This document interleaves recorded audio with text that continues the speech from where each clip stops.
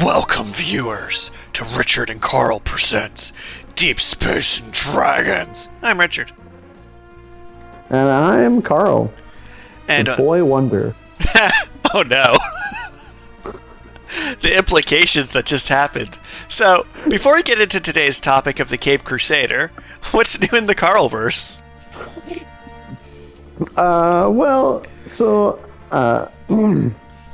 As some of our listeners may know, I had a date, and it went pretty well. I went and saw a movie with Robert Pattinson. You might have heard of it. It's called The Batman. But it went well enough that we decided we were going to have a second date. And actually, the date was supposed to be later today, but unfortunately, they got COVID, so we had to reschedule. That is deeply unfortunate, but I want you to know that when you said we scheduled a second date, the sprawling Batman music went da-da-da-da with the glory that it deserved. I'm glad the music is on point. Of course. Besides that, there's not really much interesting, unless you want to hear about my work life where I had to learn Inkscape to draw a floor plan for a new store. That is kind of interesting, so I think that's a good start to that story. And we might revisit that on a later episode. What's new with you, Richard? So, as everyone's aware, I was completely buried under assignments for the last while, which is what happens when you pick up a job, try and be a writing career, agree to help edit 3 people's books, work full-time, and I just had a lot going. But the thing is, I was never overwhelmed or underwhelmed. I was just whelmed. Like, I had an appropriate amount of things keeping me busy. But during a breakout group in one of my classes where I was giving a lecture on Twitter about setting up Twitter rather than the topics we're supposed to be working on, I decided to host an event for our entire cohort to go axe throwing next week. Because a lot of us haven't actually interacted this semester because it got removed to fully online. But with things getting a little more lax in regulation, the campus I attend is right next to the Square One shopping center. So if our viewers want to try to desperately encounter me on the street, good luck. But I decided, I'm going to schedule us an event. And I literally went on their website and went team building event and got a group discount for it. So we're going to do that student team building exercise of throwing axes at things, which is pretty exciting. I gotta love those Groupons. Oh, yeah. Someone said to me this week, Mike, I went ice fishing, and I was like, why? I had a coupon. I had a coupon is the most universal defense for an action. It doesn't really matter what thing you go to do. If you follow up with, I have a coupon, you're in the clear. Well, it's like the one time my dad bought a dozen violins. And I was like, why'd you buy a dozen violins? And he's like, well, they were on sale. It's flawless logic. It's like, why'd you pick up the Jackbox Party Pack? It was on sale. Do you even have 6 friends? Well, as a student ambassador, I'm sure I could find 6. Well, I'm sure between the two of us, we have at least 3 friends. Oh, wow. 3 each is a pretty big goal. But 3 together, I think we got this. Yeah. So, with that, let's get into the topic at hand. So I'm going to open with an obvious statement here. The reason Batman has Robin dress in brightly colored clothing is to draw away bullets. We're talking Batman this week. Wait. Robin is dressed in bright colors to draw away bullets from Batman? Yes! If you're going in a stealth ninja operation, and have colored yourself in head-to-toe black Kevlar, the only rational explanation to have someone else dressed like a literal Robin is they see your young sidekick, which he's went through about 5 of at this point, and they shoot at him first. And you get a government stipend that pays their salary. That's kind of dark. So is the recent Batman movie. Night, but 10% less saturation per movie. At the current rate, to steal a joke from Ryan George, by the next 2 Batman movies, there'll just be an audiobook with a black screen, occasional flashes of gunfire. But on the topic of Batman, who is your favorite Batman? Who is my favorite Batman? Ooh. And I'm going to ask a separate question about who your favorite Bruce Wayne is, so you can separate the two. Yeah, okay. Because, I mean, Adam West is definitely the best Batman. He's a top-tier contender. I might argue a second place, but yeah. But, I mean, he pretty much never played Bruce Wayne. Right? So, like, that's kind of, like, it definitely is important to separate the two. But as for a Bruce Wayne,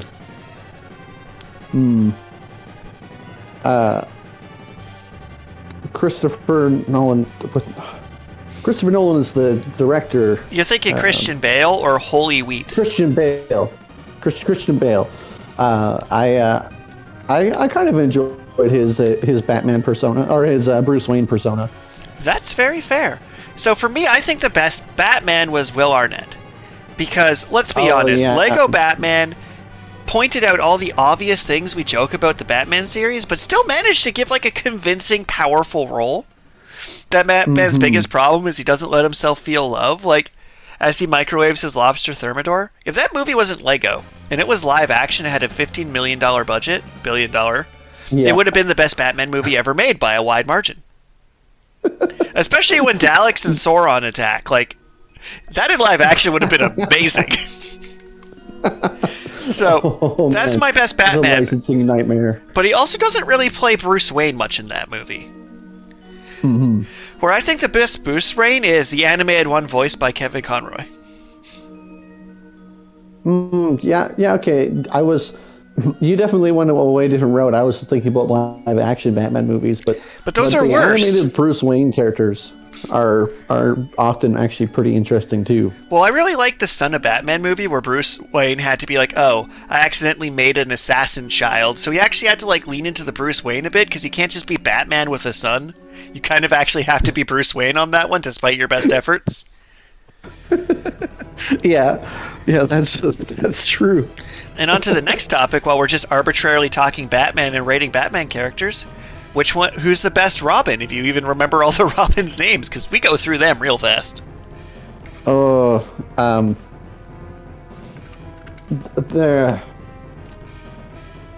don't know if this is appropriate, but I mean, there's a joke about Dick Grayson being Nightwing.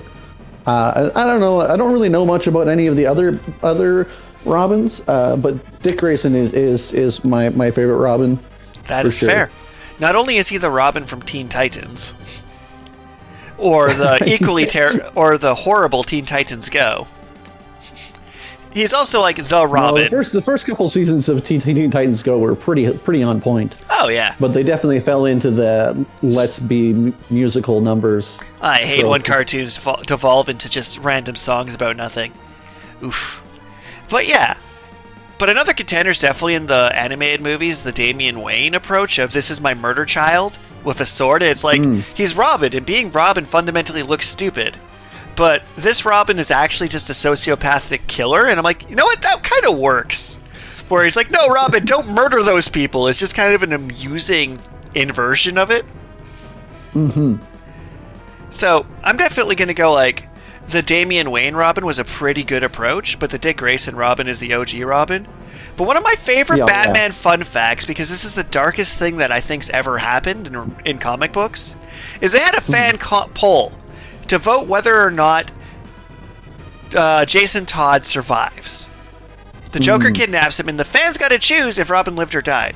So, Jason Todd got beaten to death by a crowbar before they brought him back for cinematic comic book purposes, because you can't kill someone for real in a comic book. But imagine being so unpopular as a superhero that the entire town of Gotham is fine with the Joker beating you to death. Like, just the implications that you're dead because you just weren't entertaining enough as a superhero. I do have to appreciate the guts that the writers had to actually, like, do something like that. And I mean, of course he came back, but it was for long enough that he was dead for quite a while, and he never came back as Robin.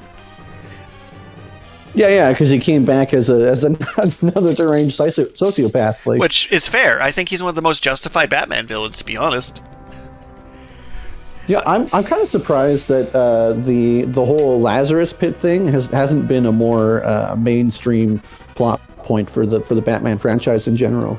Well, part of that is when they do the live action trilogies, because they've decided you can never do more than 3 Batman movies in a row, or else you get Ice to Meet You and Bat Nipples. Right. So they never quite go long enough that these large animated plot arcs can pay off.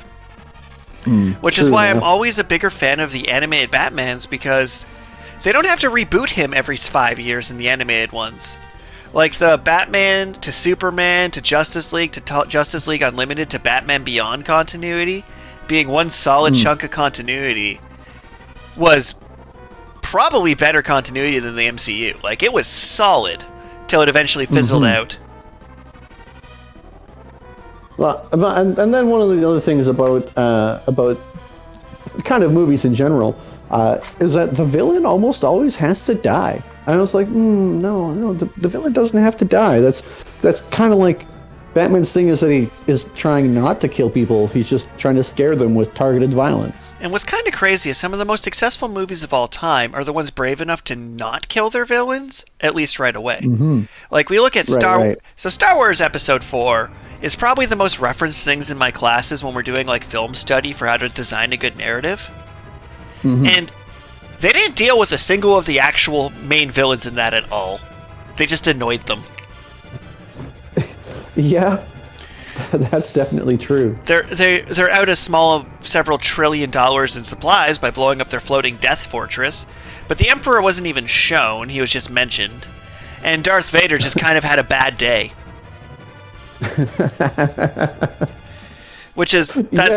And that's why Episode 5 is so good, is then Darth Vader came back and got vengeance for his bad day. But the superhero movies aren't brave enough to keep their villain for multiple movies, except the one time they did it with Big Purple.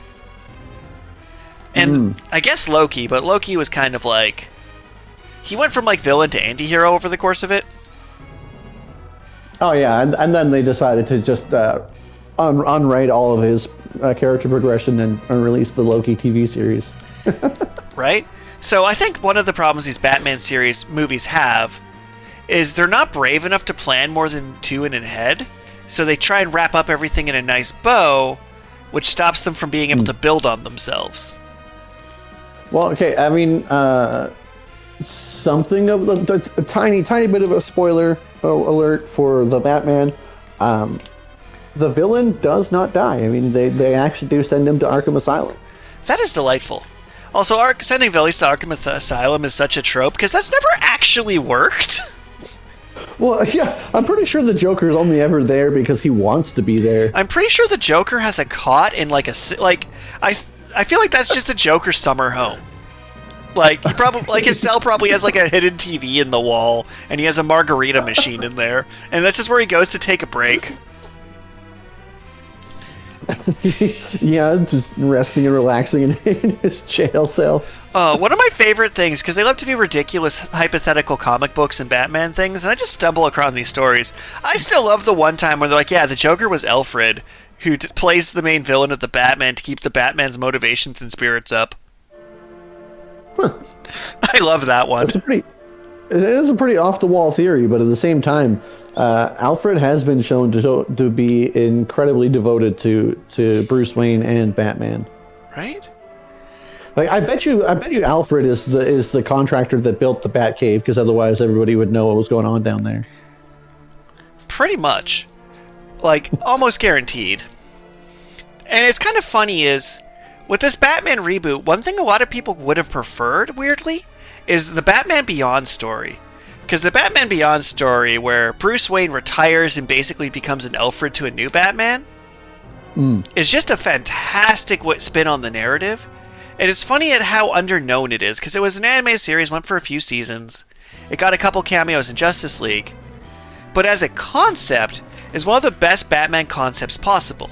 Bruce Wayne has become angry, old, and crotchety for being alone his entire life. And a new Batman with a similar backstory just stumbles upon the Batcave. He's like, alright, I guess you're Batman now. And then the whole story is how he's trying to be a less shitty Batman than the original Batman. And as old man Bruce Wayne, like, just occasionally beats people up with a cane. Yeah, old man Bruce Wayne is still a badass. And that's what makes him such a great character concept. He's like, well, if I had cartilage left in my arms and legs, I would still be Batman. And, well, such a good scene is at the very start of Batman Beyond, Bruce Wayne's in a fight and starts having a heart attack, so he picks up a gun to scare someone off, and that's the day he retires. So he didn't retire because he had a heart attack. He retired because he pulled a gun on someone because he was having a heart attack, which meant he can no longer be 100% convinced he could do this without killing people. Because he still won the fight despite having the heart attack. Yeah. Oh, good old Batman. And then the like dynamic is so wholesome when he brings old man Batman some soup. Like there's just like a dynamic there where Batman transitions into Alfred. So just another like not exactly spoiler for the Batman. So the villain in the Batman is the Riddler. Unfortunately, not played by Jim Carrey. I was watching this movie, and he uses a lot of ciphers to with his riddles and stuff. Like, does Batman just have a villain named Cypher? I was thinking about it. It's like, then at the end of the movie, everyone's convinced that the Riddler is talking to the Joker in kind of a post-credits kind of scene thing. Mm-hmm. And I was like, maybe he's actually talking to the Riddler, and he was actually Cypher the whole time. I was actually gonna posit this theory until I realized that Cypher is some weird guy with mind control powers. Like, what? Cypher doesn't use ciphers? Oh, DC. Yep. It's also kind of funny that they sunk so much time, energy, and money into trying to make Justice League League a thing, and they've just given up completely. Well, the Batman versus Superman and the Justice League are bad. They're bad. On the one hand, it's okay for Batman to be a sociopath because, he is definitely a lawful evil person. Whoa, damn, that is a flex, but continue. That was a great... you blew my mind a bit there, but please go ahead. but they tried to be all, super dark, and, his whole motivation is that, in the DCEU movies, is that, Superman had a fight with Zod, and collateral damage killed some people. Which happens. He goes around just killing people with collateral damage. Right? No lessons learned here. No lessons at all. That's kind of the interesting thing about Batman, is a lot of people think the Batman Begins was a darker Batman movie. It actually wasn't. Which one was it with? Wow, my brain just completely froze. The guy who does The Nightmare Before Christmas, Johnny Depp's soulmate, Tim Burton. Tim Burton did the first two Batmans with Michael Keaton. Those were way darker. He choked someone to death with a statue and a grappling hook. That Batman killed you. Just straight up, no mercy. And that movie was dark and gothic and edgy. I posit that Batman Begins had way more optimism, way more bloom lighting, and was a genuinely less dark Batman movie. And that's the thing about Dark Knight Rises. People are like, oh, it's so dark. It's like, it really wasn't. It had a lot of themes of hope and redemption, and sure, Batman was poorly lit and had the gravel Batman voice, but as a character, wasn't that extreme of a Batman. He wasn't branding people. He wasn't putting a taser in his mouth and making out with them. By comic book standards, he was a pretty tame Batman. So they thought that it being darker led to more money, but I think it was actually less dark than the first two movies.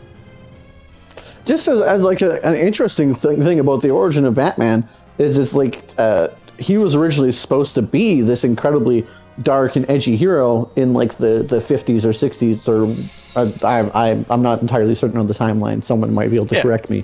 But the comic book editors decided that he was too dark, and he kind of launched the whole golden age of comic book, the standard for the hope and optimism that is in the ridiculousness too, like having the Riddler just going around telling riddles, or like the Joker just giving people laughing gas. It's like these villains are terrible, but the original incarnations were actually just kind of almost jokes because the original Batman was too dark and they needed to lighten him up.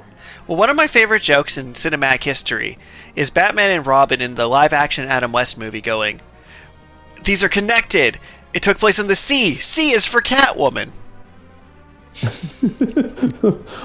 Which is the best logic jump of all time. Or there's just nowhere to dispose of the ball. People who slip on the banana peels, they're always Russian. Yep. It's like, and then from that he figures out who he's like. Oh no, we're up against the League of Villains. It's like, so like we got super campy, and then we go into like Tim Burton being Tim Burton, which I'm pretty sure he's Johnny Depp wasn't in those movies actually. Like, Johnny Depp is Batman. Yes, I didn't know I needed that till this exact moment. Not that Michael Keaton didn't do a fine job. Like those first two Batman movies were actually really solid. And I say first two of like the dark Batman movies, but it's just funny that like The Dark Knight Rises, The Dark Knight. The Dark Knight was the second one of the Christian Bale one, right? Yeah, because it was and then Batman it was Begins, The Dark Knight, and The Dark Knight Rises. Yeah, so The Dark Knight won a bunch of awards and things, but people misattribute that to it being dark. And instead, it won a bunch of awards because you had a villain and a hero both equally fleshed out over the course of a movie with dueling ideologies. Joker absolutely crushed it, but it was like if Batman's lawful evil, like you say, Joker was chaotic evil, and their battle is very idealistic. Like there is a plot point to this movie. And you get to the next one where it's just like, Batman is too injured to be Batman, and then gets robo-legs, and then gets broken again, and then heals again, and then fights Bane, who's evil for reasons, and then send the entire... And it's like, that movie's problems it wasn't dark or edgy. It was they didn't have a plot written or an emotional core to this movie to drive it. It was just Batman and Bane do stuff. I mean, I say that Christian Bale was my favorite Bruce Wayne, but it's really mostly like in the first The Dark Knight Rises. I think that was when that's just the best performance out of the trilogy, because it felt like Batman and Bruce Wayne both had separate characters, almost genuine. Yeah, way more genuine character development, and it was just more interesting to see them grow. And then they established who Batman is, and he stopped growing, stopped being dynamic. Well, it's kind of funny is one of the animated Batman movies that's really good is Batman Year One, which is literally about Jim Gordon's first year and Batman's first year. But what's interesting is in the animated movie form or the comic book form, it's actually a Jim Gordon show with Batman in it rather than being a Batman show, because he gets probably 50% or more of the screen time. And it's one of my favorite Batman things, because A, he's not fighting comical villains with ridiculous schemes. He's literally just trying to bring down the mob and the corrupt NYPD, well, GPPD. Right. Which is delightful. But Bruce Wayne is not a character in that. There's the Batman, and then there's Jim Gordon. Bruce Wayne does not exist as a character. Although, as we're shouting out random Batman movies, Batman vs. the Ninja Turtles was just a peak cinema. That it was. That's what flawless entertainment looks like. It's like, do we want the Joker fused with a rattlesnake? Yes. Do we want a bromance between Donatello and Batgirl? Absolutely. Like, it did things I didn't know I wanted from the franchise. Do we have Michelangelo point out that Gotham City just has blimps everywhere for no reason? Yes. Somehow, over, 15 Batman movies, 10 animated series, more comic books than I could fill my room with, no one's called out the blimps. Oh, but you want to know what was a Batman movie that we thought we wanted that we didn't? The Batman Ninja. Right? I really thought I wanted that movie. Oh, it had so much promise, and then it was like, no. No, we didn't actually want this. You guys misled us. We were wrong. I'm sorry. You said Batman Ninja, where we do an anime about Batman, and we jumped to some conclusions, and that's on us. You gave us exactly what we wanted, but that wasn't what we wanted. It turns out we don't want a Batman Gurren Lagann crossover. We thought we did, but we were wrong. Well, I don't know. They did build a Gurren Lagann robot in that movie. I stand by that comparison. If it had been marketed as Batman Gurren Lagann, I probably would have come at it with a different mindset and would have enjoyed it more. But that's no Batman Ninja. That's how do you get to giant robots in feudal Japan? Because sometimes a lot of things that are like a Western company that's like, let's do an animated homage, they tend to like lean even harder into anime tropes than anime does, which is deeply terrifying. Like they did the Star Wars Visions, where they had a bunch of Star Wars shorts set as animes, and a couple of them just leaned so hard into being animes that they stopped being Star Wars. Yeah, okay. And the Animatrix and the Halo Legends animes also had that question, where some of the short stories are just like, you literally just did every anime trope you could think of in one thing. Why would you shove every anime trope in here? You are aware the best animes have the fewest anime tropes. Like the Samurai X animated movies had no anime tropes in those things. They were just good. And I'm like, yeah, we want Ryonin Kenshin Batman. That's what we were promised. What did we get? Not that. Not that at all. Although I still have to laugh in our last stream when I got it too soon about Kenshin's tragic backstory. That was beautiful. But yeah, so going forward, I'm pretty sure we're going to get a sparkly vampire Batman trilogy. Seems very likely. They definitely sequel hooked it. I mean, the plot itself did wrap up pretty nicely. But again, no one makes just one movie anymore. Well, yeah, no one makes just one movie, and also like the villain went to Arkham, and clearly implied that there are other villains already in Arkham. Like, although it is funny that they made this Batman just ridiculously bulletproof. He is ridiculously bulletproof. That is true, and his face shield it seems to be bomb proof, even though it doesn't cover his chin. It seems to have some sort of, I don't know, like magic to cover. Well, I am going to say though, when it comes to bulletproof technology, part of why Batman suits got better is our technology as people got better. Like we now make in John Wick, there's assassins that had ballistic gel suits, and those actually exist. You can just make a bulletproof suit with modern technology. So, if the technology has gotten good enough that people in regular action movies have Batman-level durability, we can just assume Batman's always +1 whatever's on the market. So whatever technology we currently have, he has slightly better of it, because he's Batman. Well, yeah, his superpower is that he's rich, so he can afford to actually invest in cutting-edge technology. Absolutely. So here's my... Oh, I didn't even talk of this much. Lego Batman movie, best Batman movie. Straight up. I would actually tend to agree. The Lego Batman movie was really quite good. It's kind of crazy how much they understood. Because, like, the thing about the Lego Batman movie is they understood the character of Batman, the lore, the settings, and the Easter eggs a lot better than a lot of these movie producers doing Batman do. Like, you could tell the writers on Lego Batman read every Batman issue for the last 100 years to assemble this movie. And they, like, reference, like, the massive Batman lore. Because that's another part of it. Is, even if they don't show Batman's origin story, they have this weird assumption that you don't know who Batman is. And they must inform you of this, when we could definitely go at media res with Batman. We know who Batman is. We don't have to explain it. I will say, that was one of the strong points about the Batman, is that they did not show his tragic backstory. Even though it was plot relevant. And then also, like, they're just like, yeah, I've been doing this for 2 years. So it's like, yeah. Oh, nice. It's not his origin story. That is delightful. And I kind of appreciated that about the new Batman movie. Yeah, definitely kudos. Because as I mentioned, my favorite Batman story, Batman Year One, is we're watching Jim Gordon try to investigate the psychopath in a bat suit that's taking down the mafia. And then the psychopath in a batsuit meets him on a roof and be like, Jim, you're a good cop, so I'm going to get rid of all the corruption. He's like, I didn't consent to this, Batman, away!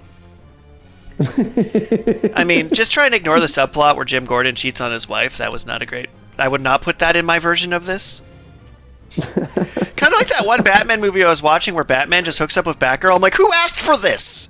Who asked for a rooftop Batman Batgirl scene? Oh, I mean, I'm sure there was somebody who asked for it. Well, we need to find them and sick the Batman on them. No, we're not going into that. What's that? Our time is up for this episode. So let's move into a random question of the day. All right. And while I'm getting up a random question list, go ahead and plug our Twitch streams. So I mean, we've been playing playing random games. Like we had a pretty successful fun stream just going through the Nintendo Switch online library of NES or Super NES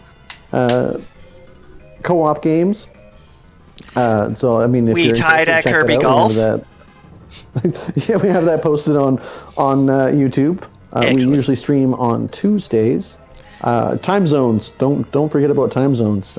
And daylight savings. As of recording. Today, as of the recording, is statistically speaking one of the most dangerous days of the year because so many people just lose that hour of sleep and it drives them mad. I did put out an article earlier today that daylight savings actually kills more people a year than sharks. That is just empirically true. We're also planning on starting a Jackbox stream where we will play Jackbox with a couple of our other friends, and the audience will be able to join in through awesome Twitch add-ons. Absolutely. We'll probably start streaming on Sundays. So stay tuned for that. If you're interested in hearing us rant about whatever while playing games, I'm rather partial to our bringing out our best 80s game show host impressions as we hold our Jackbox session, and it'll be delightful. And here we are. This week's random question coming in from a lovely fan of ours. What is your favorite piece of clothing you own? My favorite piece of clothing I own has got to be my Gundam Cafe t-shirt. Hell yeah. I got it straight from the Gundam Cafe in Akibara? That sounds right. Anyway, it's in Tokyo, the prefecture in Tokyo.